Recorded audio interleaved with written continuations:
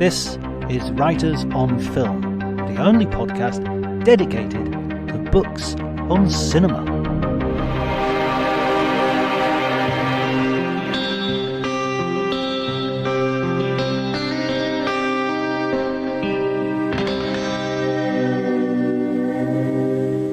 Hello everybody and welcome to Writers on Film. My name is John Bleasdale. I am a writer and film critic, and today I'm delighted to talk to Lawrence Grobel, who is a interviewer par excellence. He has written a number of books and has interviewed everybody, hundreds of people, some of the most famous people in the culture, including Marlon Brando, Barbara Streisand, Richard Feynman, just everyone, Dolly Parton, Kurt Russell, Goldie Hawn. I could just go on and on and on. Al Pacino, he is the biographer of Al Pacino. It's a great honor to talk to him. And one of the things I kept into the recording, so I hope you enjoy it, is we started off quite loosely and we were just chatting. And it's such a fun way to start the interview. I kept it intact and did very little editing so that you could just enjoy us as we go along our way. His books are available from Amazon and anywhere you can find good books. I'll put some links in the show notes. You can follow us on Twitter at Dr. Jonty, DRJONTY. That's me on Twitter, I should say. You could follow Writers on Film on Twitter at Writers on Film 1.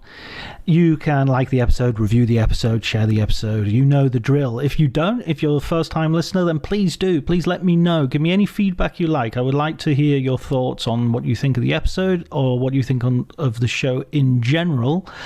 But before you do any of that, please enjoy the conversation.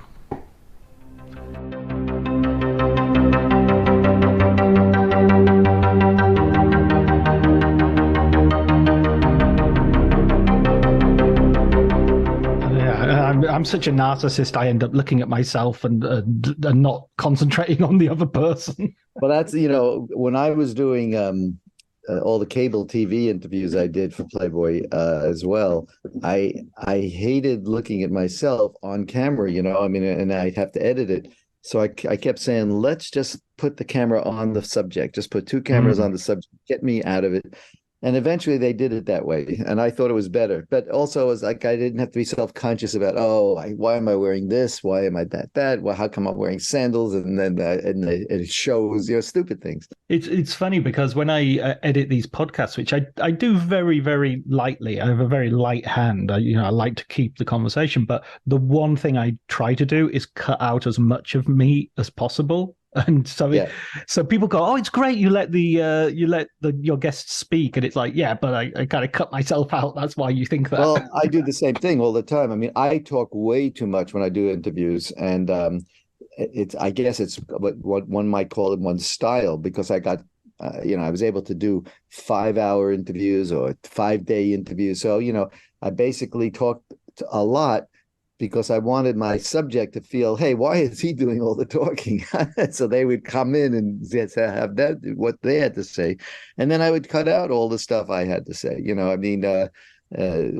I know what I don't need to, have myself in the interview a great deal if I can cut down the question to, a sentence. How did you get started? I mean, I've just finished reading your wonderful book, You Talking to Me. After Robert De Niro's 80th birthday, it seems like an apt book to have read.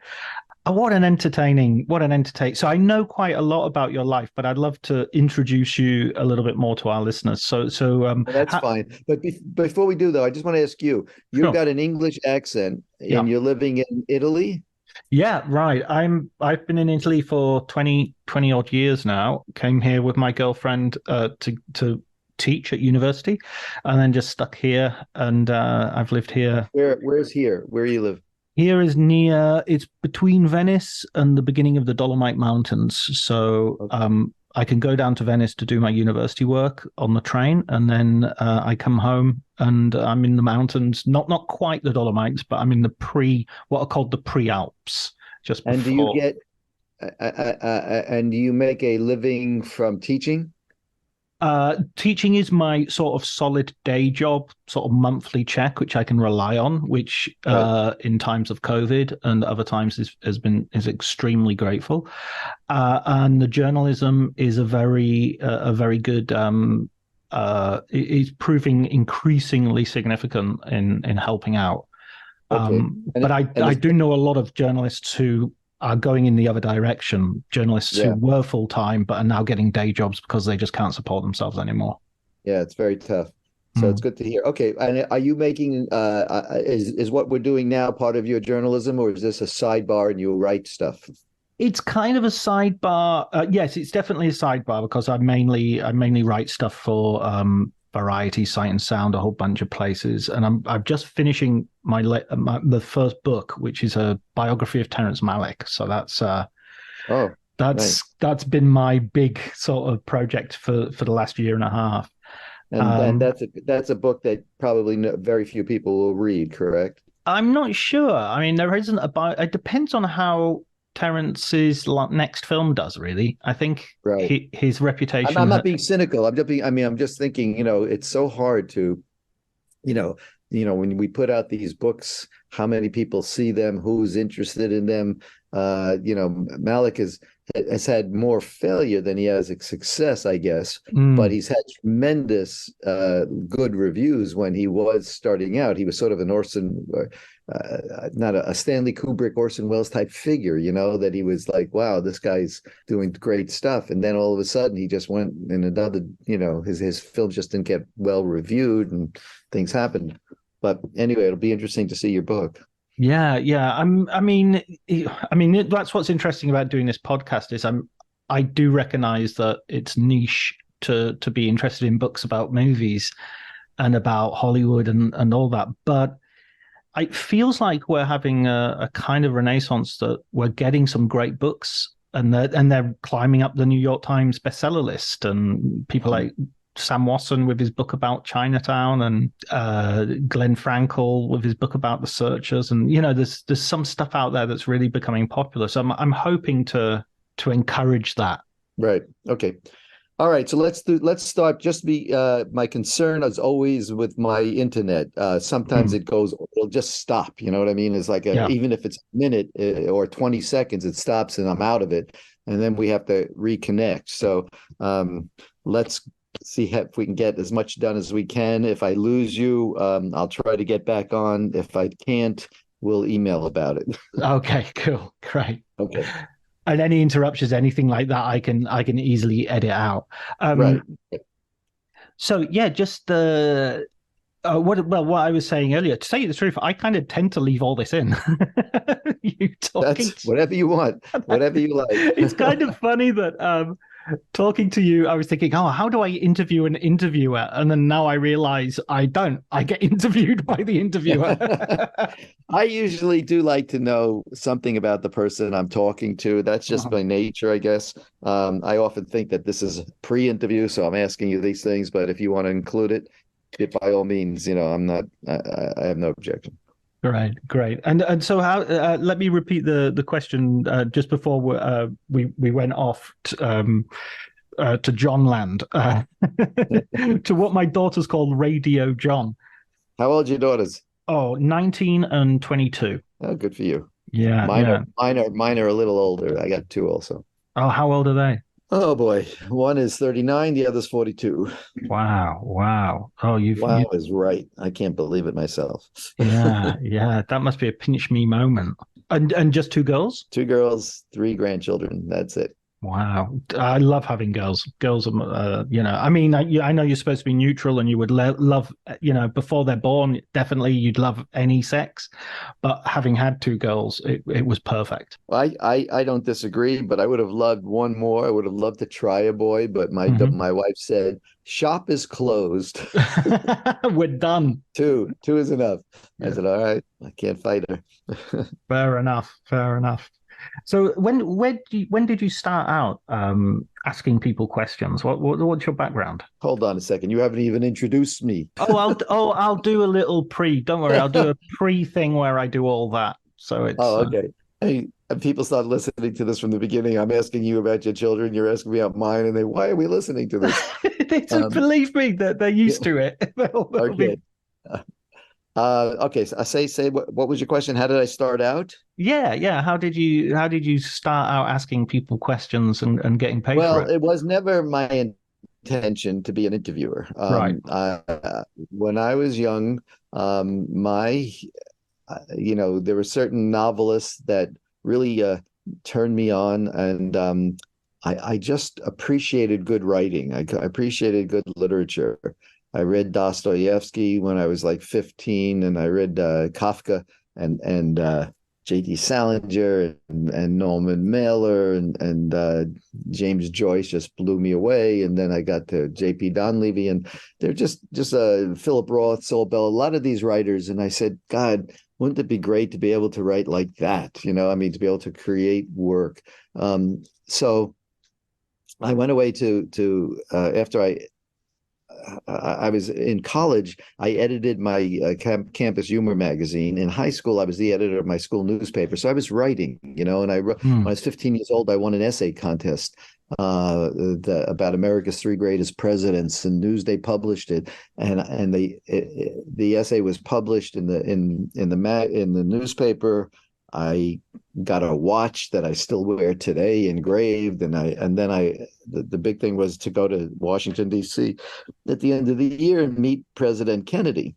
And so I did go, but Kennedy was in Berlin at the time. So I met Bobby Kennedy, the Attorney General and the head of the FBI, and a lot of these kind of things. So I saw when I was 15 that writing paid. I mean, it didn't Hmm. necessarily mean money paid, but it got you attention. It distinguished you among your peers. My all of a sudden in the school, they all of a sudden knew who I was in a different way. So, there was something about that. And then when I went to college and I became the editor of the humor magazine for 3 years, and I wrote a column. Again, I was writing prose and I was writing satire and humor, whatever it was I was doing. I went to join the Meredith, Mississippi March in 1965 during the summer, and marched with Dr. Martin Luther King and all, and wrote about that for Newsday and for UCLA. So I wasn't really doing interviews, I was writing. Hmm. But then when I went to Ghana, I went to the Peace Corps for 3 years, and in Ghana, I met this rather remarkable sculptor named Vincent Kofi. And what he did is he took he would get the tree trunks, and he would carve, do his carvings based on the knots and the holes that were in the tree, and he would make Hmm. mouths of them and whatever. And so it was very fascinating to see what he did. And I went to Kumasi where he was teaching, and I went to his home, and I walked through the woods with him as he picked out his wood. And then I suggested an article to African Arts Magazine at the time. This is 1970. And they said, yeah, go ahead and do it. So I wrote to Kofi. He came down to Accra where I was living. I got 6 bottles of beer, and I got a reel-to-reel tape recorder that I borrowed. And so he was really my first interview, asking him about how he did what he did and all. And I wrote it up, but not as a Q&A, but as a profile. Then when I got back, I spent 3 years in Africa, and I was Hmm. writing a novel. I was writing other stuff, and then I traveled for 8 months around the world, um, and getting as much experience as I could. I sort of felt, the need to experience this a lot because I wanted to be a writer, and so got back to the States, and I started writing for Newsday, freelancing, and I started writing articles, and I did about 30, 40 articles for them, and it was Hmm. great. And they were paying me $500 an article. And, at one point they owed me for 9 articles, and I forgot, and I didn't care about the money. I was just happy to be writing, and getting published. And then I decided, you know what, I'm going to go back. I'm going to move to California from New York, and I'm going to just work on my novel. That's what I wanted to do. So I left New York, went to California in 1973. And the first thing I did when I got my phone installed was the editor of Newsday called me up And he said, we figured out a way to get off Long Island because all the articles that I was writing for him at that time was based on Long Island, Mm. demolition derby things and the Roosevelt Raceway story, going around uh, the track with the trotters and all, did all kinds of things like that. So anyway, I said, what's your idea? And he said, we're going to interview household names. I Mm. said, okay, who do you have in mind? And they said Mae West. And I said, Mae West. I said, well, is she still alive? And they said, well, yeah. I said, well, how do I find her? And they said, how do we know? You're the one in Hollywood.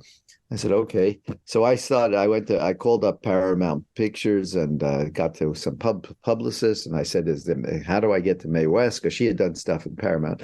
And they got me in touch with her publicist. She agreed to do it. And I went to see her. I wore a tie and a jacket. I took my tape recorder. I got to her place, and she wouldn't let me use a tape recorder. And I said, "Well, why not?" And she said, "Well, I have let that happen before, and someone recorded my voice, and they made a record out of it, and I won't let that happen again." And I said, "Well, I'll sign something for you to say I'll never do that," because I was very nervous about not being able to record my first interview with her. Rightly So so.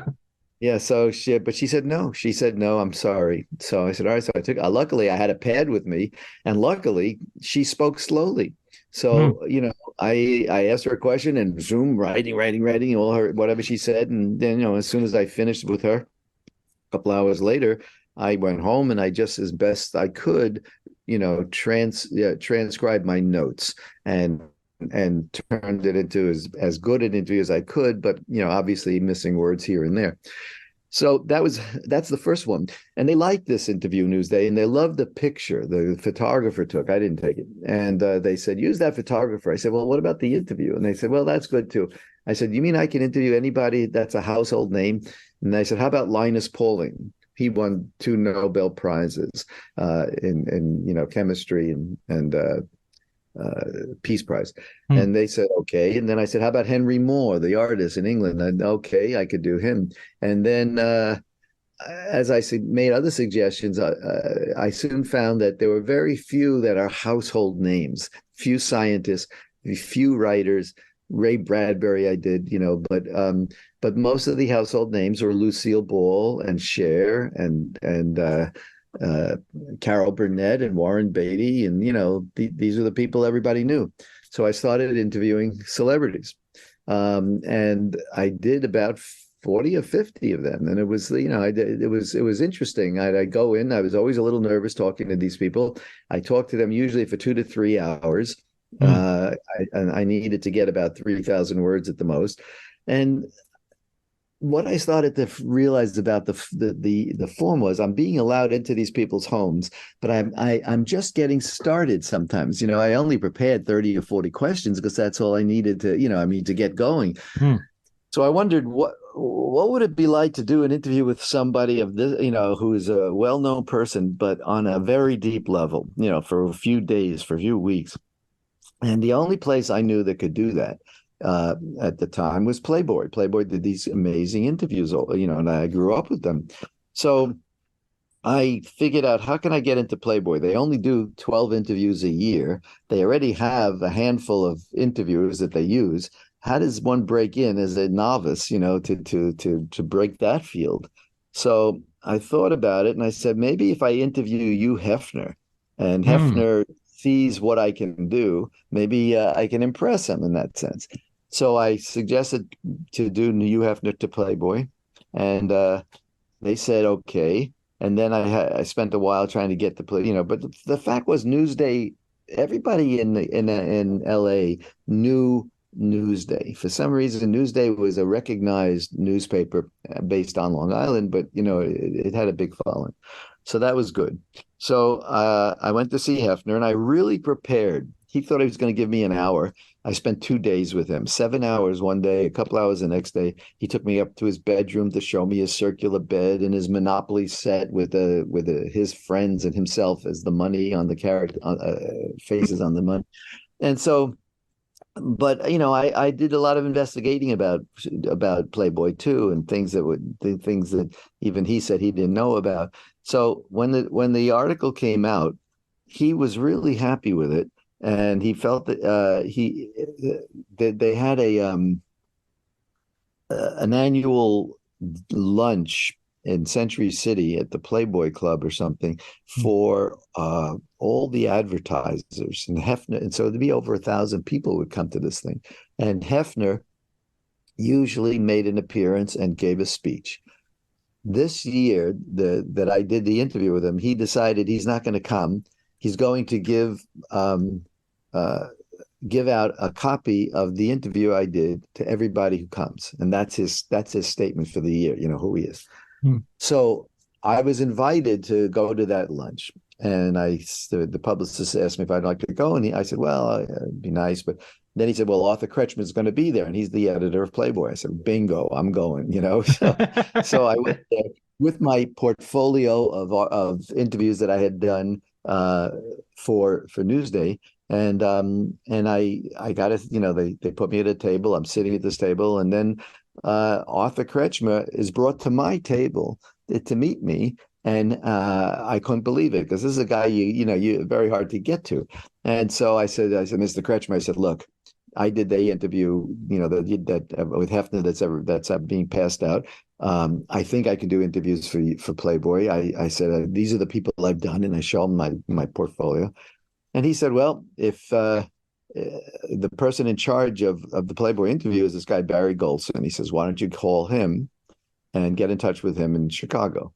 That's all I needed, right? So I now had a name. I called up, and when I left the message, I said, Arthur Kretschmer told me to call. Now, Arthur Kretschmer was the executive editor, so it was his boss.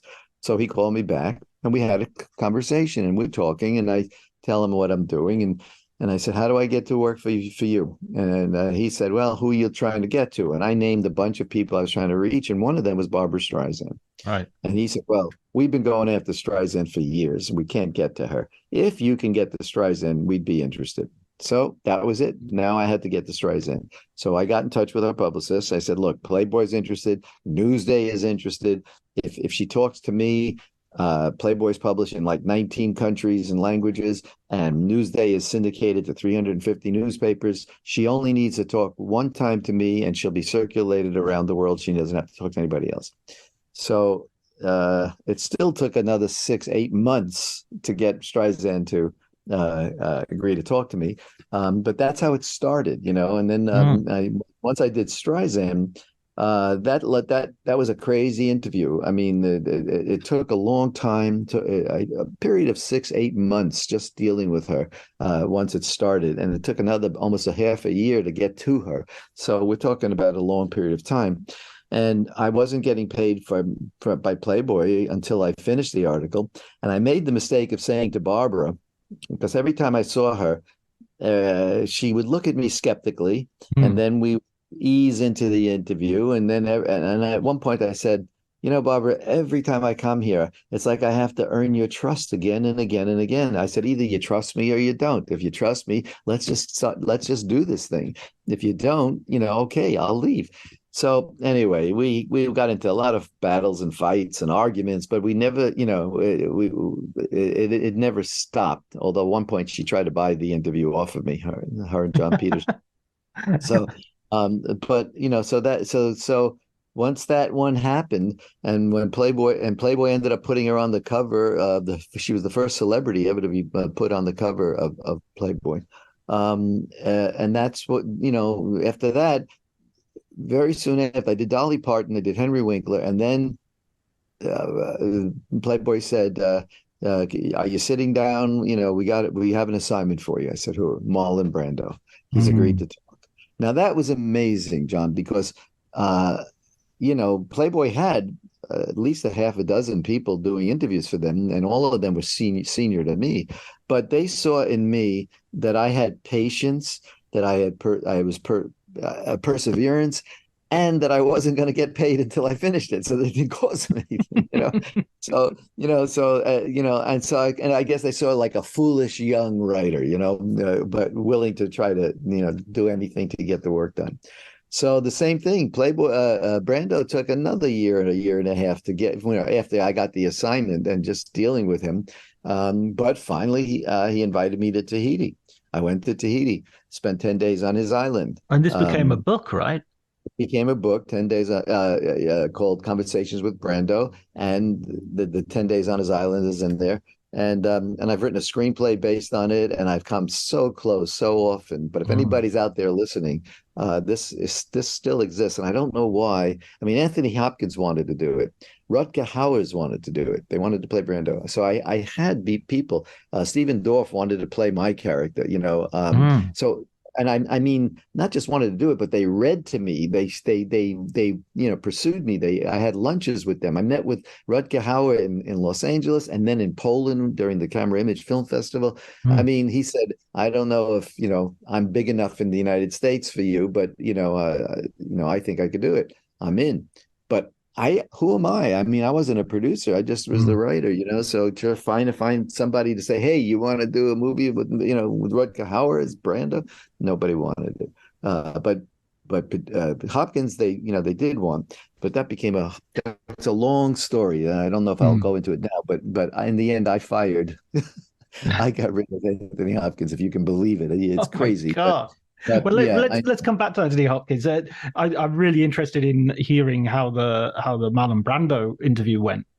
yeah. Well, the Brando, by the way, and speaking about this, the Hugh Hefner and the Mae West interviews are in my new book. Mm. I did a book called Hustle: The Making of a Freelance Writer, and it just came out just today. Actually, is when it is officially published on Amazon, and so what it is a series of these articles that I wrote that advanced my career in one way or another. So I included the ones like I just talked to you about, the Mae West one, because that after that I started doing other celebrity interviews. I did the Vincent Kofi one in there as well because that was the very first one, and then the Hefner one went in, and there's a lot there. And then I put in a 12,000 word interview that's never been published with Tony Bennett to show how far Oh I've gone. wow. Yeah, so this new book is kind of interesting. But anyway, back to Brando. You're asking me what it was like. Yeah, Um, yeah. And how it long was did it take unlike. to set up as well? Because if it already took Oh, so it took a long time because right. he was. I was dealing with his secretary. She was his assistant more than a secretary, I think. But Alice Marshak, and she wrote a book about him as well. But um, so Alice would tell me, he's doing this, he's doing that, and he's got to go to deal with the Indian situation in Wyoming. He's going this, so he was always on the move, and she was always trying to land. And she was the one who said, why don't I see if I can get you to go to Tahiti? That way, there's nobody around, there's no telephones. I said that Mm. would be perfect, that would be great. So she did her best, and one time, Brando had called me 2 or 3 times, and we talked on the phone, and he wanted to know how old I was. He wanted to know where my politics were, the whole thing.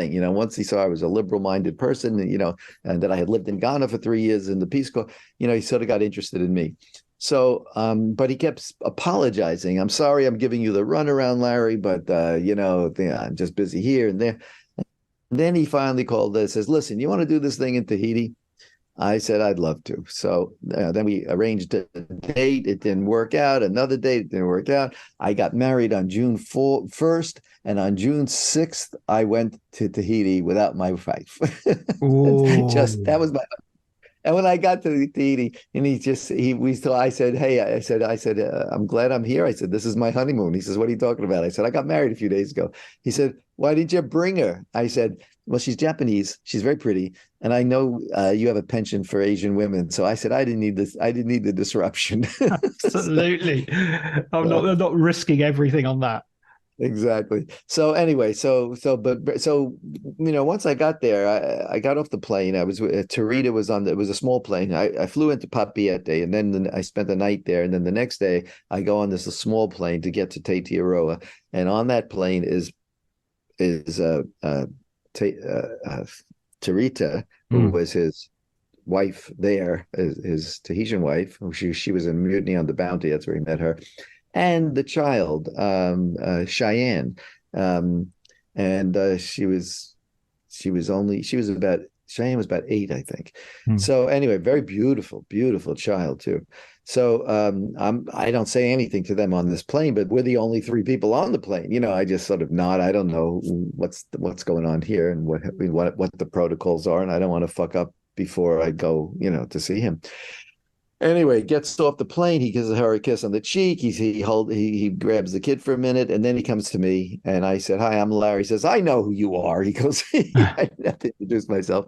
Anyway, he picks up my bag, that I had, and he walks me to my hut, which is a small island, and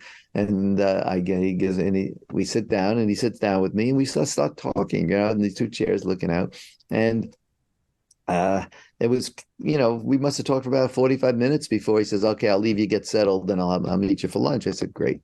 So that's how it started, and then as Sorry, we sorry, talked, Larry. Where was his career about? What time was this? he had just made Apocalypse Now. It had not Right, come out, so I hadn't seen it. right. So he had done Superman. That was the last thing I think he played Jor-El, and Mm, that one came out. And Apocalypse Now was about to come out. So that's where he was 57 years old at the time. mm. And he was overweight, yes, but he wasn't enormous, but he was big, he did get bigger.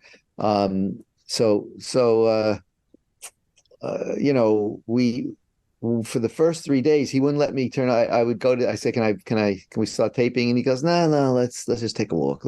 We would walk around the island. We would go on a boat. We would go sailing, just the 2 of us. We would play chess. I'm a lousy chess player. He's a good chess player, but and he just got to hear all my stories. I mean, basically, I didn't want to ask him too many things, because if I said something to him about The Godfather and did you meet was the mob involved, he'd start telling me stuff. I said, "Marlon, can we hold this for when we're taping?" He says, "I can do it. I can talk. I can." But I know that the first time is the best time. Ah, The people will give you the best story then, and then they said, "Oh, I already talked to you about that," so they're going to be less forthcoming. mm. So for those 3 days, I tried not to ask him too many questions, and instead told him the story of my life, and he was interested. Now, why was he interested? I found out later that Marlon was preparing to play George Lincoln Rockwell, the Nazi leader in the United States, for the show Roots. It was the last Mm. episode of Roots when Alex Haley goes to interview Rockwell, and so Marlon is observing me because I'm the Playboy interviewer coming to interview him, and he's about to play this role of Norman Lincoln Rockwell, George Lincoln Rockwell, of a character being interviewed by Playboy, because that's who Alex Haley was interviewing for Playboy. Mm. So he was prepping. He was prepping with me, and I didn't know that at the time, but I realized this is who he was. So the more I talked about things, and the more I acted and I mean behaved, he was watching, and so he was very acute in that way.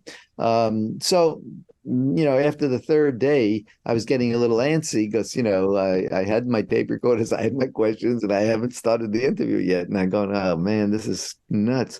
So it's very hard to relax, even though you're on an island and it's beautiful, and the water was wonderful in the bay and everything, but nonetheless, I was there for a job. I wasn't there, to get suntan. Mm. So finally, on the 4th day, I think I took my tape recorder with me, and I went to his bungalow, and we sat outside his bungalow, and there were these large coral rocks that were there and whatever.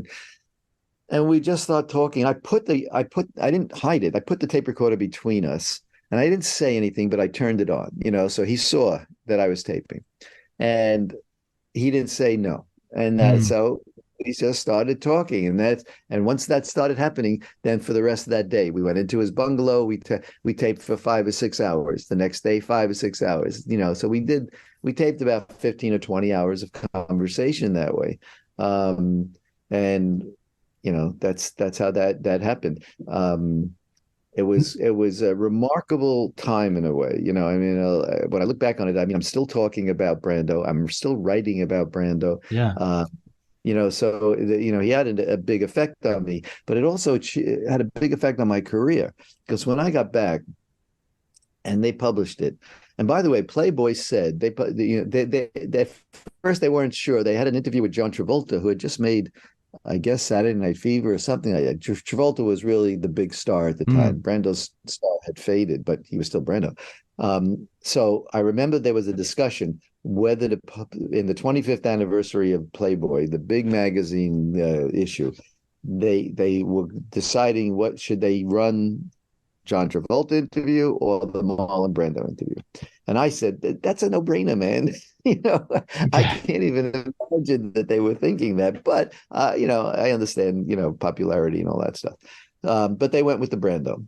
And once that was published, um, almost all the actors in Hollywood read this thing. To this Mm. day, whenever I ever talk to an actor, they've read the Brando interview, and especially Pacino.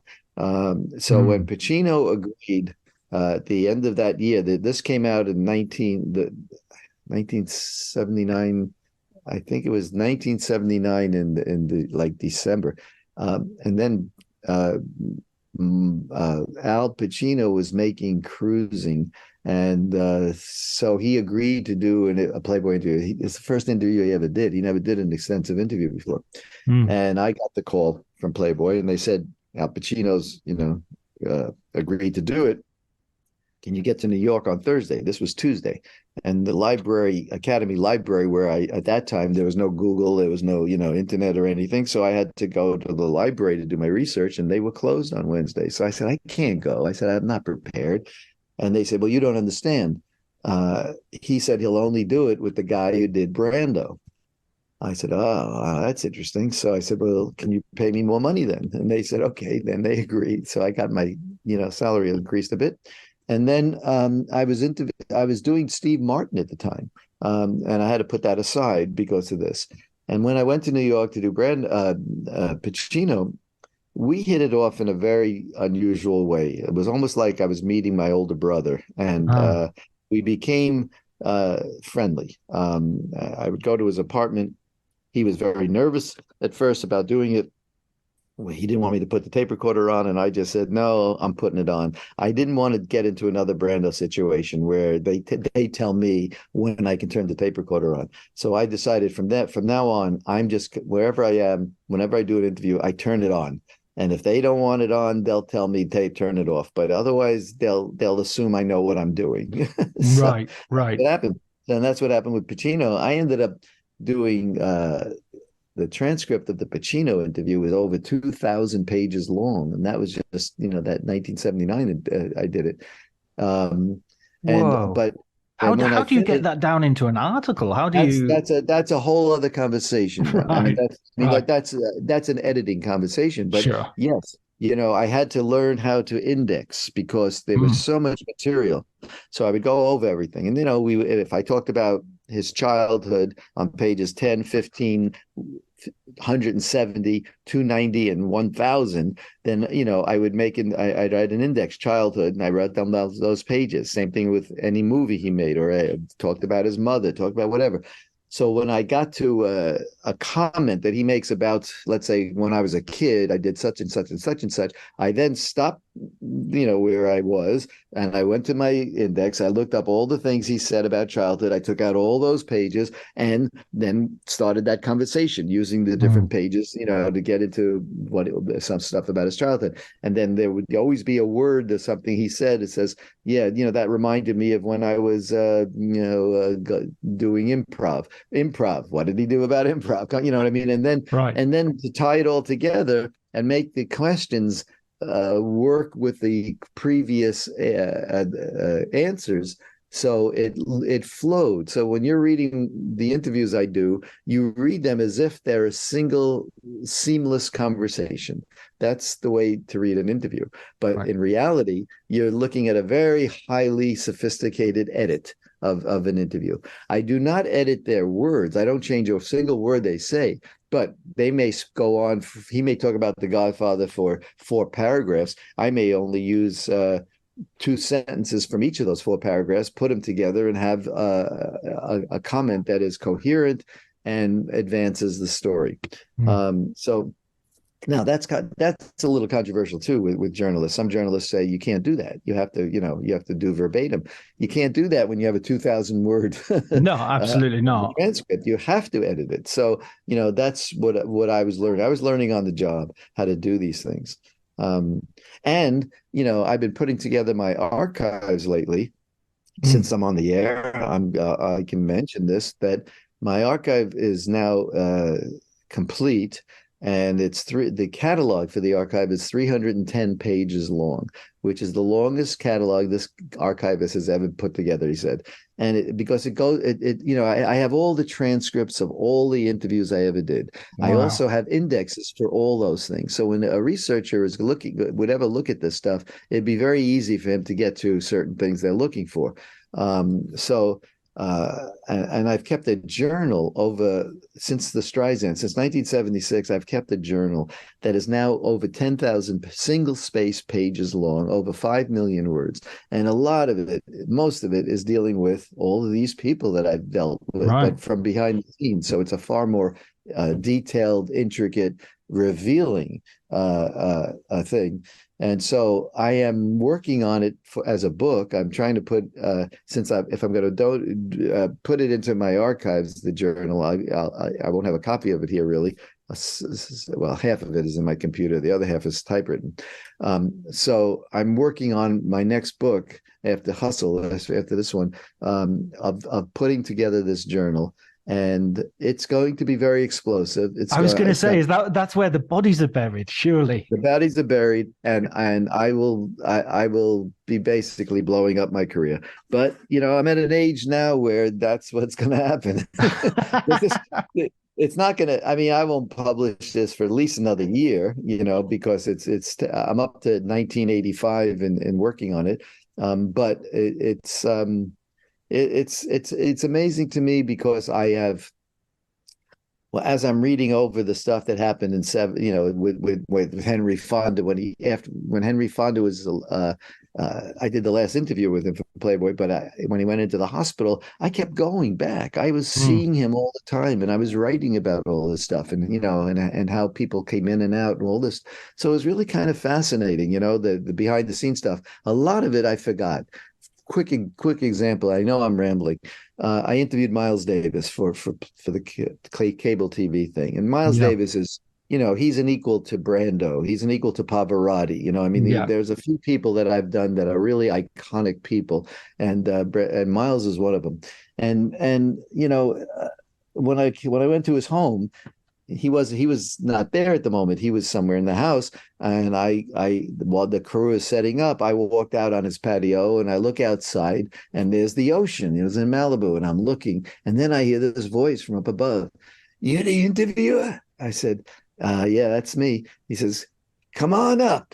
So I go upstairs, and now I'm in Miles Davis's bedroom, and we start talking for a while. Now I'm reading this in my journal. I have no memory that I was in his bedroom. I had no memory of that whole incident. I just remember sitting there with him as he was drawing and talking to him.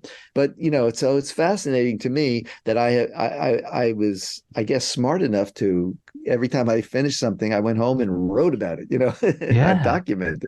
That's so interesting because you have such a full life. It feels like, yeah, you're going to even remember some important stuff because there's just so much to remember.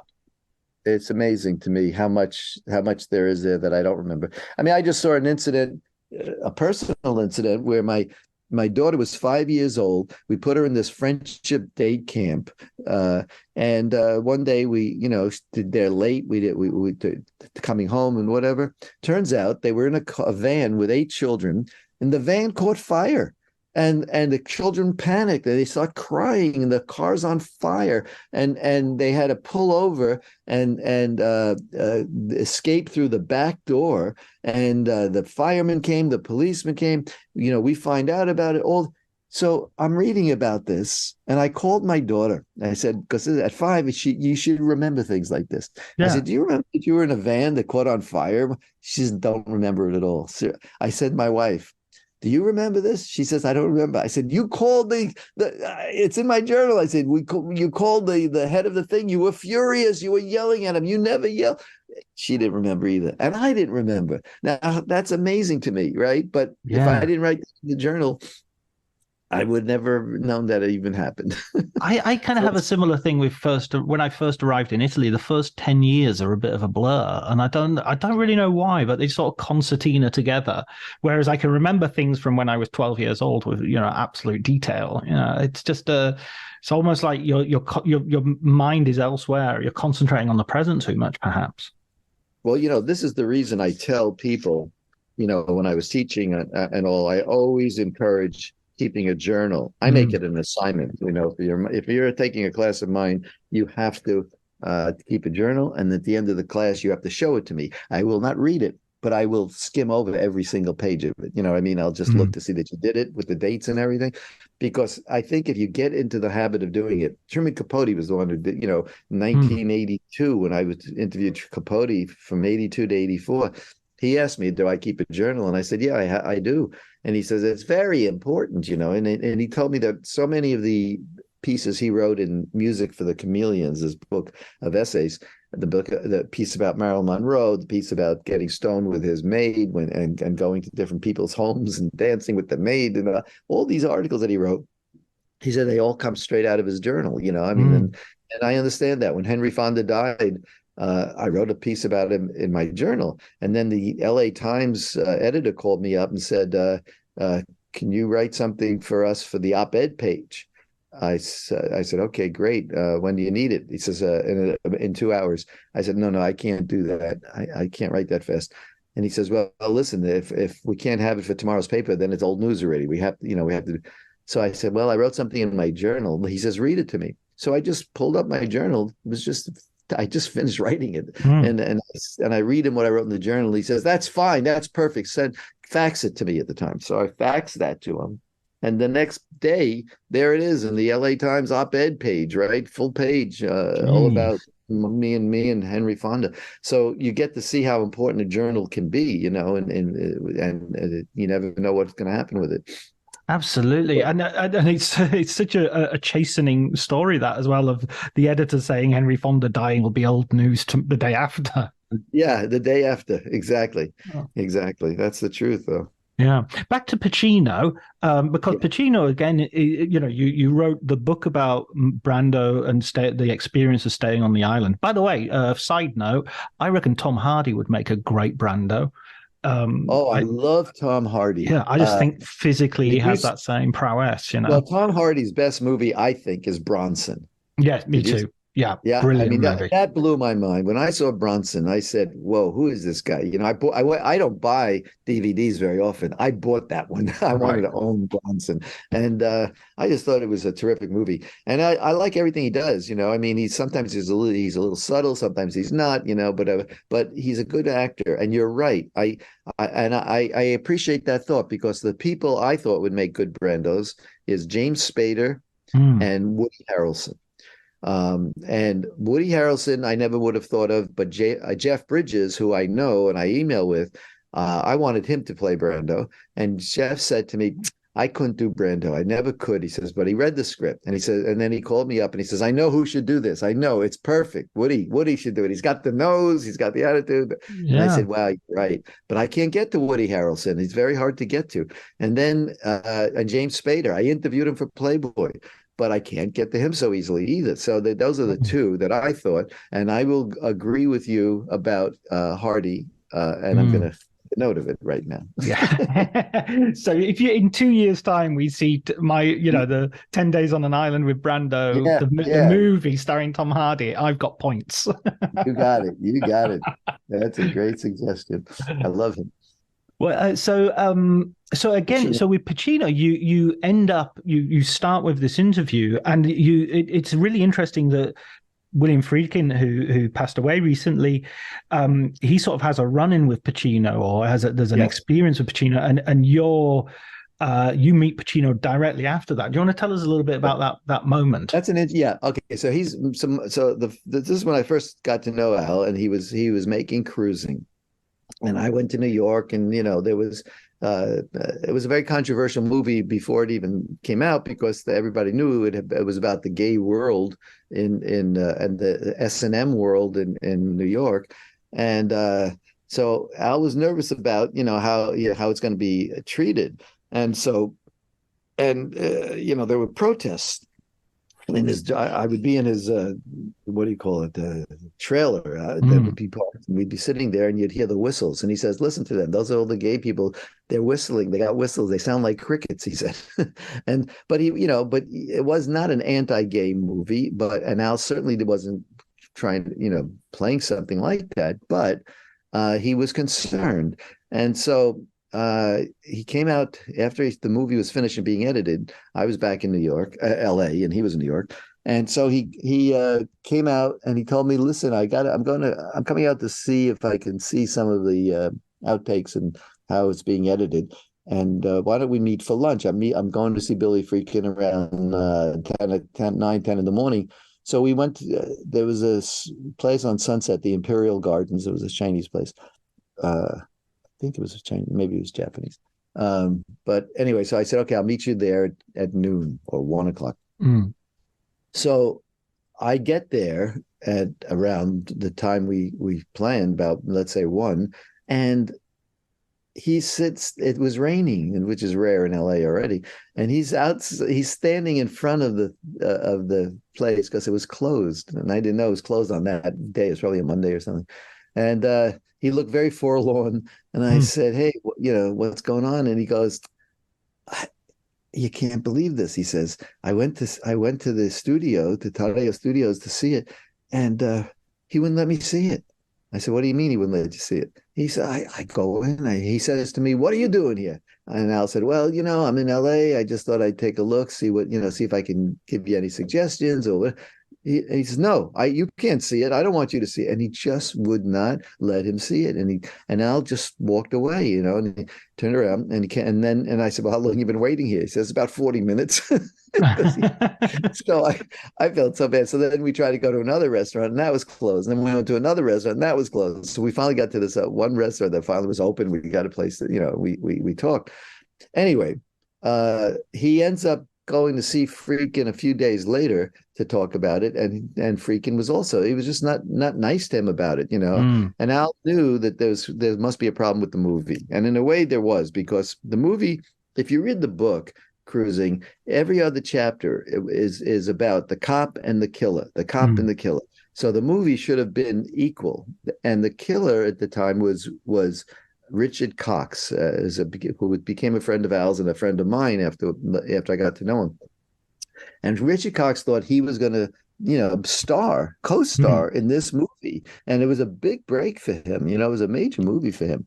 But the way Freakin edited it, you hardly saw Cox. It was all about Pacino, and his character, and so it was unbalanced. It was especially right from the way the book was written.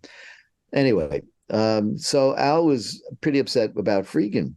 Now, a couple of years go by, maybe 3, 4, whatever, and I'm doing these interviews for Playboy Cable Mm. TV, and we're going to interview Billy Freakin. So, we set up, or on camera, and I asked him, I said, what happened with you and Al Pacino during the making of Cruising? He says, nothing happened. I said, well, but he came in to see you, and to see the editing, and you wouldn't let him in. That's not true. That never happened. And he's lying to me, right? And I'm on camera with him. But how far do you go in a Mm. TV interview? I don't want him to walk out on me, right? And I don't want to say you're a liar. I did this, but I did say something like, "Well, I was with Al that afternoon, and Mm. I saw him." And he said that never happened. Never, he completely denied it. Anyway, I told Al this when after the interview, I said, I just talked to Freakin. He says, that, anyway. So then a couple of years go by again, and Al's on an airplane going either to or from New York to LA, and he gets into the first class, and then there's Billy Freakin is on the plane with him. So Freakin goes over to him, and he puts out his hand to shake his hand, says, hey, Al, how are you? Al said to me, I looked at his hand I couldn't shake it. He Oh says, my I just God. couldn't shake it. He never forgave him for that, you know. Now that we're talking ill of the dead, and so that's not always a good thing. Friedkin made some very good films, but he was a volatile man, Yeah. multi-married, and this is the Al Pacino story about Billy Friedkin. Yeah, no, I mean it's the same with I was mentioning Michael Parkinson earlier, and Billy Friedkin. Now it was interesting that there were all these quite rightly peans of praise for him. On my Facebook, in a sort of journalist group, this guy wrote a very long post about how Friedkin was the rudest person he's ever interviewed, and Yeah. I think there's a time for everything, and maybe not the time's not now, but it is also, you do also have to, let's not speak bad of the dead, but also let's not be too No, you got to be honest about things. I yeah. mean, it's I mean, to me, the hardest interview, the one that was the rudest to me was Robert Mitchum. Mitchum Right. was, Yes. That sounds like a nightmare. I mean, yeah, it was, he it was was, and horrible. ironically, I mean, you want me to talk about that? That's another. Sure. Sure. I mean, I love Mitchum as an actor. I love Baby I Don't Care, the Lee Server biography of him. Right. But yeah, please tell us about this encounter All because I right. think Well, before I do, I just a quick aside with the Pacino book I sure. did, the Pacino in Conversation. That's available in Italy, and that actually, of all the books I've done, it was the first book I ever did where it earned back its advance before it was even published, because Wow, for something like pre-orders. 12 or 14 publishers, foreign publishers, published the book, including in China. It was translated into Chinese. So that was quite something. And Al wrote the forward to that, which was very surprising because he never Mm. writes it.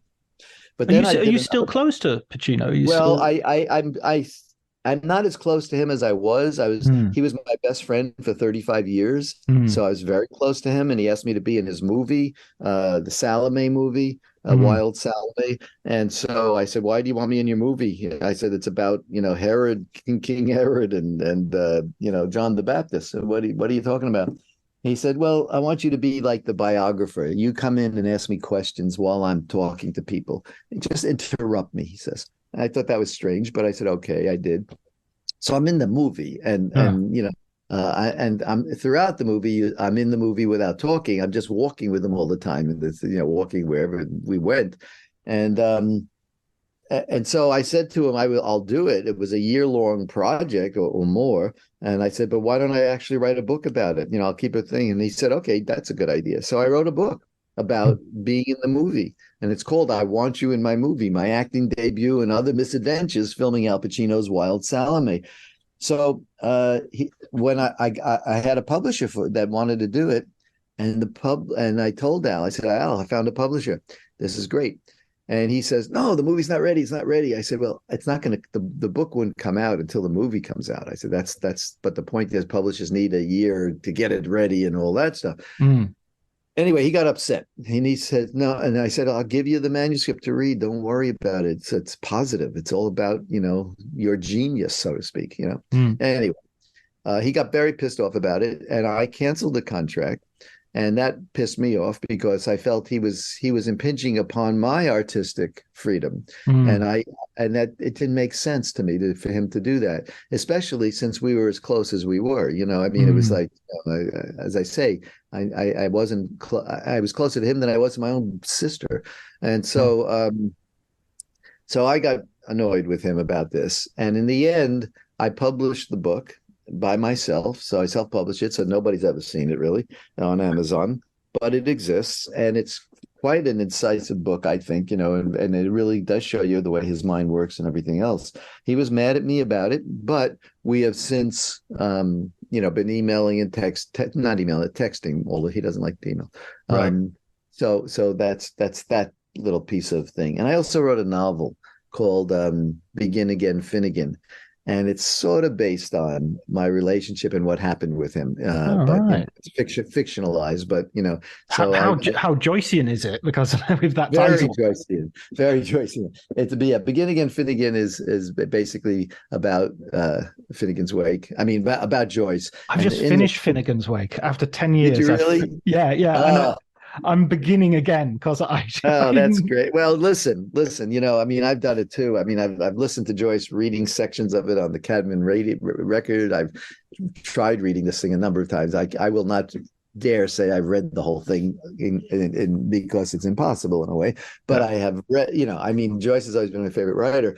And so in this same. book, in this novel, I have the character, the actor, and the journalist. Now there's a death that occurs, but while that's scandal is happening back home, the actor says, "Why don't we just go and make this film about the James Joyce's exile?" So that's what they do, and there's an entire chapter about the making of this film, and it's all about Joyce and Finnegan, and the whole thing about Begin Again, Finnegan is when the actor gets really angry at the journalist.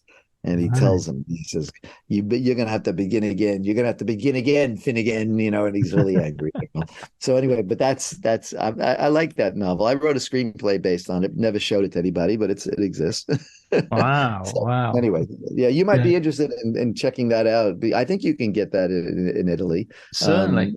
It's a paper. As a matter of fact, just as a quick aside, that book is on sale. I don't put these books on sale, but every once in a while, Amazon chooses one of my books. I have 32 books, and they lower the price to some ridiculous price. So they've lowered the price of that paperback to $4.95 or $4.50.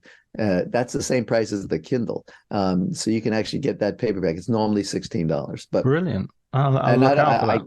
I don't even know why they did that, but that's the book they chose to lower. So I thought, well, that maybe that'll sell. Anyway, back to Mitchum. Yeah, let's do Mitchum. Yeah, it's a bit of a dark story, but not necessarily a surprising one given his reputation for being ornery. Is that the American word? He was ornery, yes. Yeah. Well, I went to see him. He was making that championship season in 1985, and Mm. Playboy had wanted to interview Mitchum for 15 years or something. They never could get him. For some reason, the publicist calls me up and says, "You want to meet Mitchum?" I said, "Yeah, I want to interview him." And so, well, why don't we start in the beginning and, I'll introduce you. I'll get you. Okay. So I go to the movie set. He's making this movie. And then during the break for lunch, I go to his it wasn't a trailer, it was an office, I guess, on the Zoetrope lot. Mm. And so I go in there and he orders he gets a sandwich, he has a drink, doesn't offer me even water, nothing. I'm just sitting there, right? So that's already kind of nasty, but okay. Mm. And we start talking, and I see that he doesn't really want to talk much. So I start dropping names. I was on Brando's Island. I've done Al Pacino. I did George C. Scott, and then and he couldn't care less, right? so I'm saying to him, listen, maybe you don't really want to do this interview, do you? And he goes, not really. I said, why don't we do this? I said, why don't we just tape an hour? It doesn't have to Mm. be now. You're obviously working, but I can come back. We'll do an hour. If you don't like my questions, if you don't like me, after the hour, I will give you the tape. I'll walk out, and nobody will ever see it. No foul, no And harm. yeah, so I said, I mean, I never did that before. I never offered anybody something like that before, but I was confident that I could at least ask some good questions and see, maybe see what he's like. I had no other choice because he wasn't moving along any other way. And then he looks at me and he says, "Well, that's just it." He says, "It's the first questions. It's the first hour."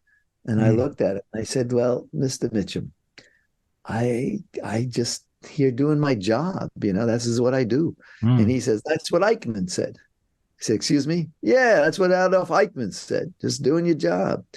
And I said, "Are you comparing doing a Playboy interview with what Adolf Eichmann did to the Jews?" And he said, "Same thing, same thing." And I just Ah, looked at him geez. And I just stood up and I said, Mr. Mitchum, your publicist has my number. It was nice to meet you. And if you want to talk, just let me know. And I walked out. I just said, this guy's nuts. And he had said some anti-Semitic things in Esquire before this too. Mm. So I'd known that he was anti-Semitic. But then some time goes by, and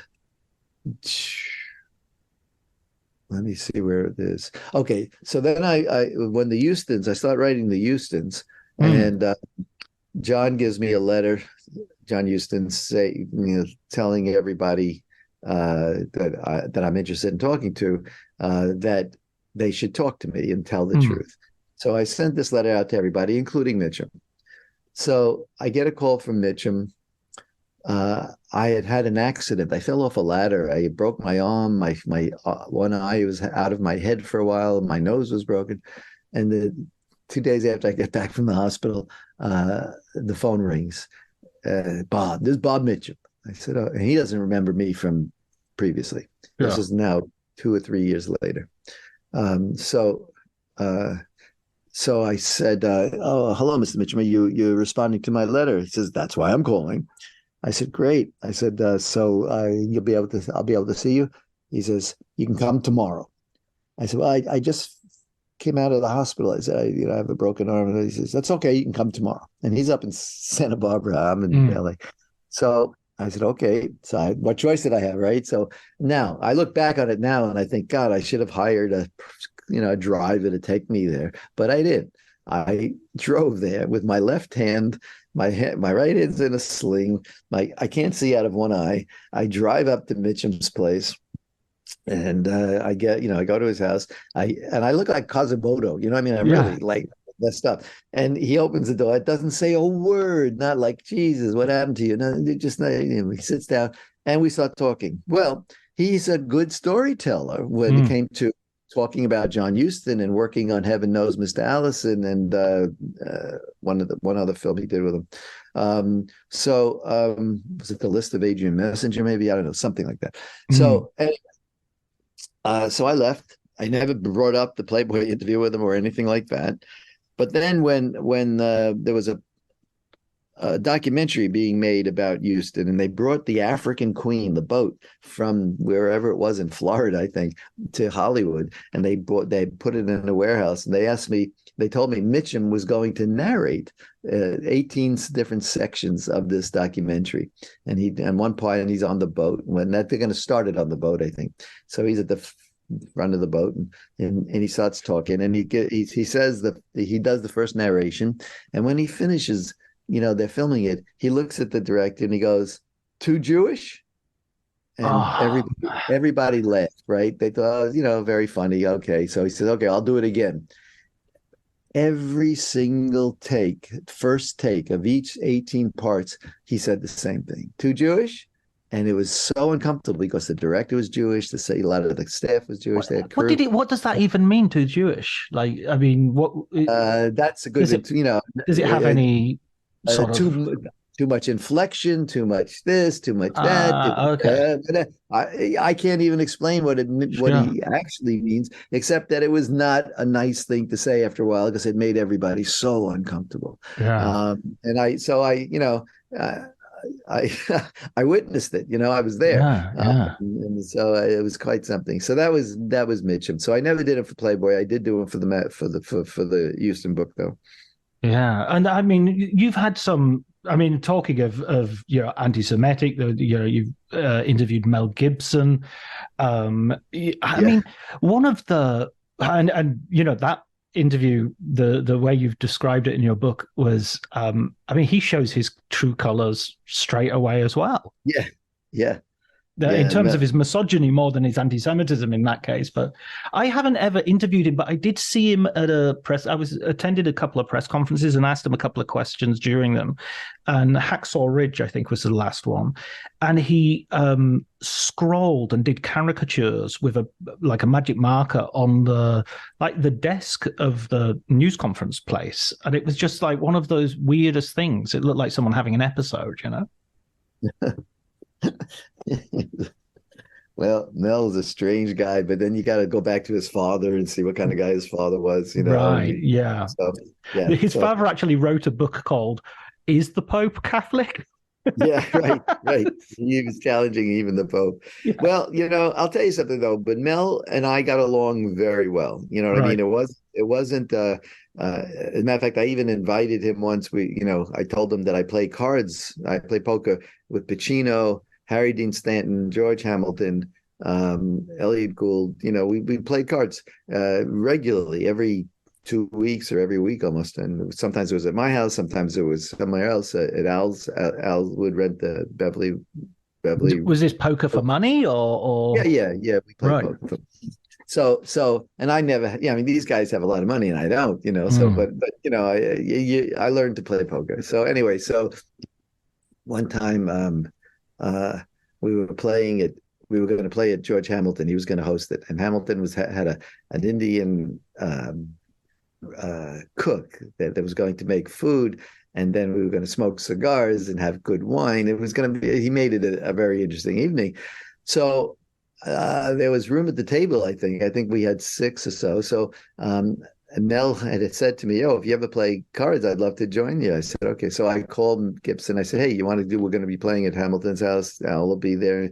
He said, "Y'all would love to do it. I'll come. What time?" So I tell him, I give him the address, I give the time, and then Al calls me up later and says, "So who's coming to the game?" I said, "Well, it's the regulars, everybody." I said, "But Mel Gibson's going to come." Why? Well, why Mel? I said, "Well, he wanted to come. He's a big fan of yours." And then he says, "Larry, you don't understand." He says, "I don't want to have to be on when I go play poker." He says, it's just something want to feel comfortable with. Mel, I don't know him. So it's like and I'm thinking, it's like one big star and another, because Mel at that time was Braveheart and all that stuff. So he was pretty big, And so I just, now what am I going to do? I've already invited him, right? All right. So I was asking me, please, So I call Mel and I said to him, "I just want to let you know," I said that, it turned out that we have 8 players. So you would be the ninth, but that's okay. I said, because we can fit you in, and then, we'll take turns sitting out, blah, blah, blah. So he said, I'll come another time." And he says, "Okay, you have enough." I said, "You sure?" He said, Oh. "Yeah." I got But out of only it. only say you sure once. Don't really Yeah, I'm insist. sure once. So Yeah. now, if Mel Gibson ever hears this story, he will know what happened. Yeah. No, he's not going to listen. I don't think he listens to writers on film. Al does. Al does. So that'll be good. Yeah, there you go. Al, why are you talking about me? Oh God.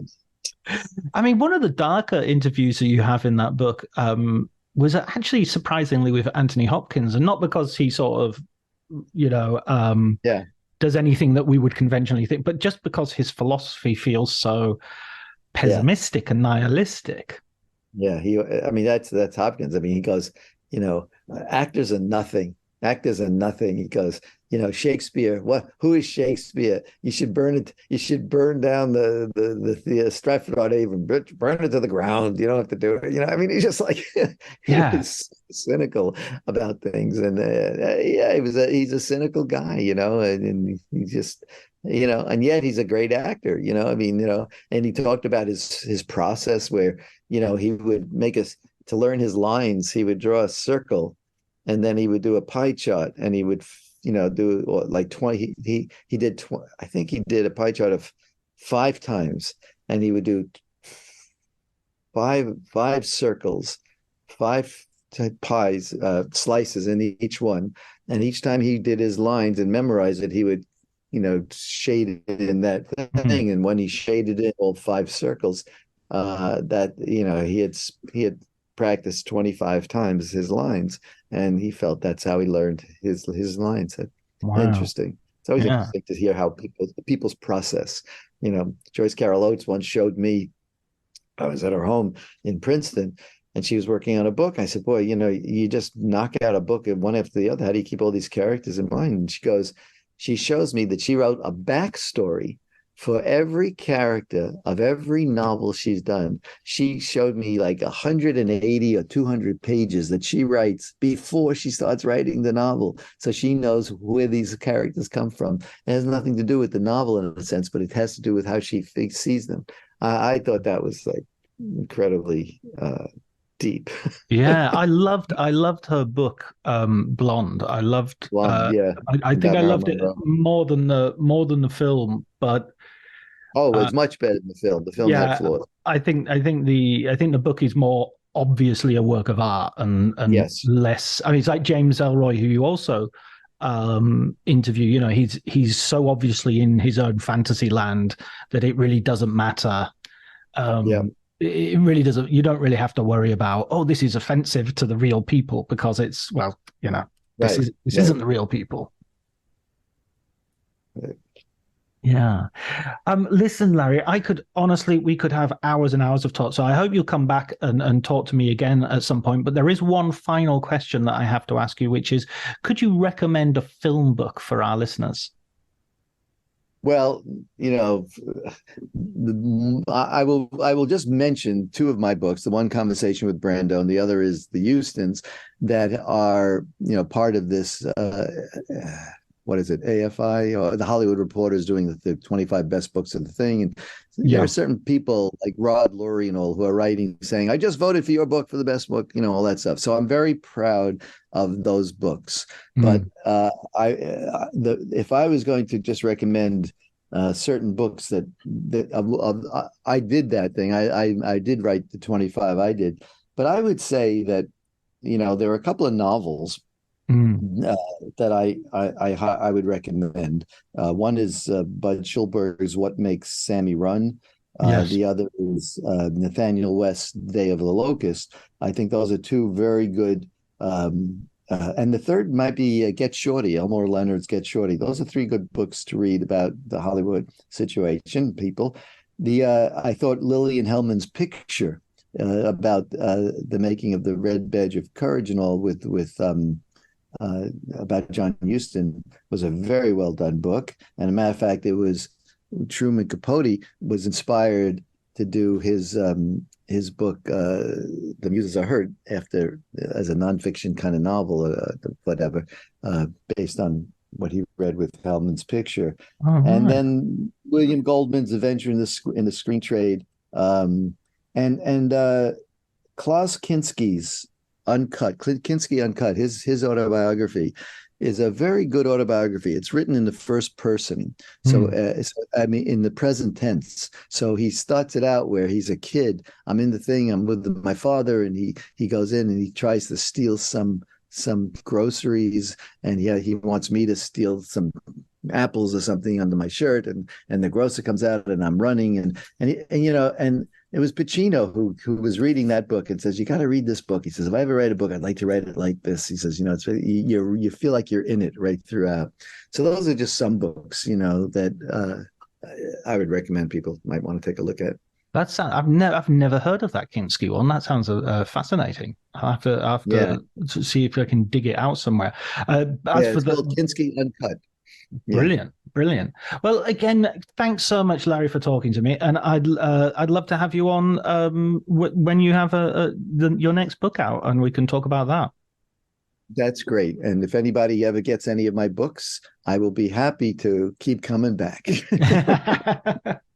Brilliant. Somebody out there, it's very hard to find readers, because I don't Mm, advertise, and I've been mm. self-publishing books. My first dozen books or so were published by major publishers, the Houstons and the Brando and the Michener book and the Capote book and stuff like that. But then I just started wanting to write my own books, the novels I've written, and the short stories and the memoirs and stuff like that. And so I've just been working on, putting out my own books. Amazon made me a very nice offer to do everything, and it's not costing me anything to do it, but I don't get any publicity, and I Mm. don't get any royalties. So it's like you're putting out books and you're just hoping that somehow, somewhere in the world, people are getting books. The one on Ava Gardner, by the way, is the one that seems to be the biggest book in Europe All for me. right. All Yes, I'm right. always Okay. always seeing somebody buying an Ava Gardner book. They like that book. Excellent. Well, conversations. I hope. Well, Ava Gardner. Sorry, what was it called? Conversations. Called Conversations with Ava Gardner. Excellent. Yeah, Excellent. yeah. So I'm sure we've got some Ava Gardner fans out there who There's a are. lot of them out there. It's Yeah. amazing to. All right. Well, listen, it was lovely talking to you, and yeah, we'll talk again. Absolutely. Thanks so much, Larry. Take care. Okay. Bye now. Bye bye.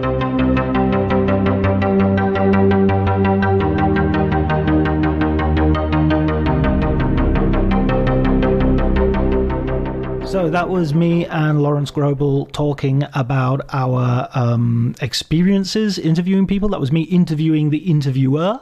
And I hope I did a good enough job for you.